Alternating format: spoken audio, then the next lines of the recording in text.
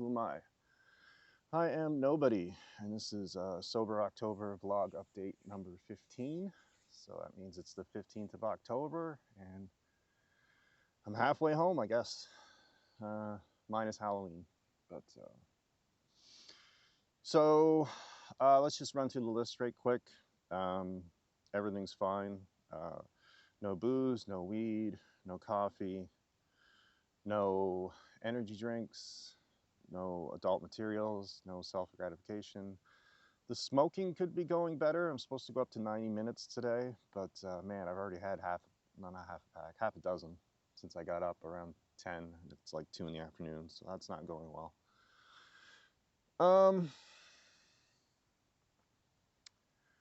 I guess today I want to talk a little bit about my outro. You should talk, someone will listen. And what that means essentially is those of us with mental health issues, sure, there's a small percentage that just they resolve on their own for whatever reason. But those of us with more serious conditions, like my clinical depression and my anxiety disorders, are pretty front and center these days. My OCD, not so much. It's mild anyway. And my ADHD is just, my overthinking brain is just driving me insane lately. With the more information I get, the worse it seems to get. Like, and I can't get angry either. I don't know. Like, I just feel like I should be angry about certain things, but I'm not. I'm just sad. But you should talk. Someone will listen. Basically, we can't solve these problems on our own. A lot of the human condition has to deal with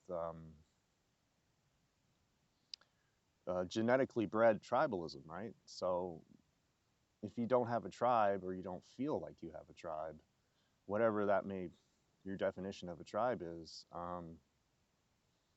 that feeling of isolation is just, you're not gonna move on, you're not gonna improve, you're not gonna get better. Unfortunately, like for someone like me who I just feel like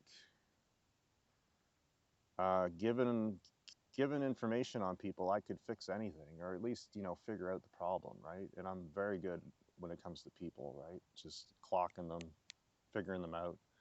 But then my emotional side gets in the way, and I ignore all that information, and I find myself in situations like I did.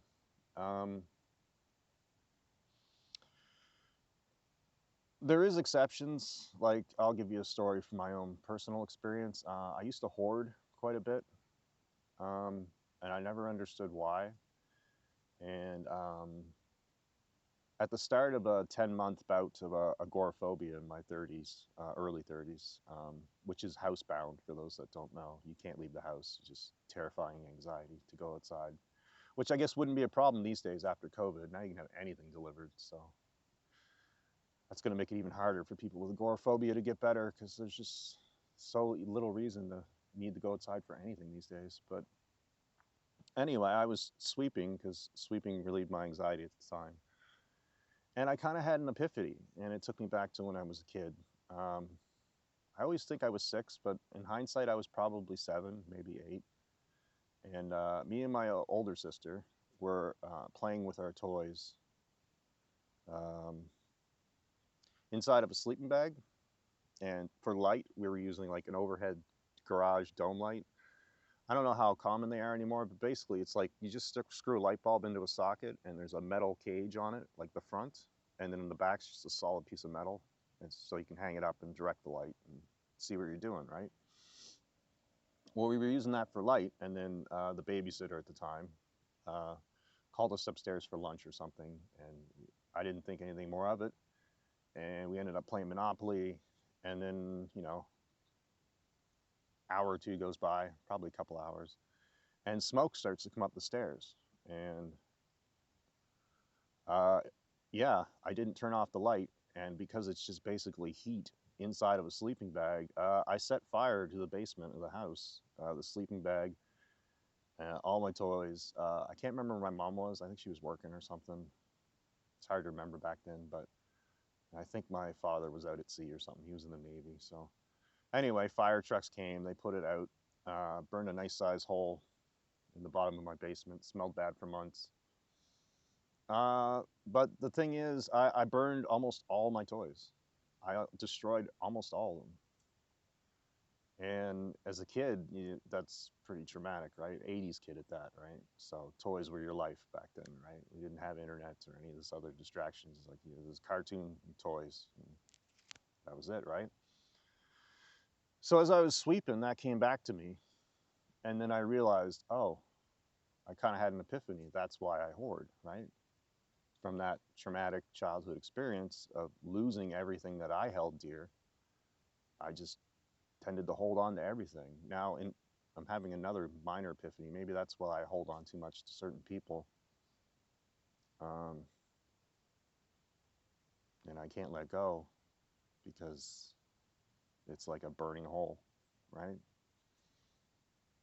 That's interesting. But my point is, we usually don't figure this stuff out on our own. We usually need someone else to talk to. That's why talking is the biggest alleviator of a lot of mental health issues. It's just to felt like you're heard and someone's listening, right? It has such an impact on us all, and that's why I always end it the way I do, and I'll end it now. So, if you feel like your mental health is at risk or you're in distress, as always, you should talk. Someone will listen. Thanks.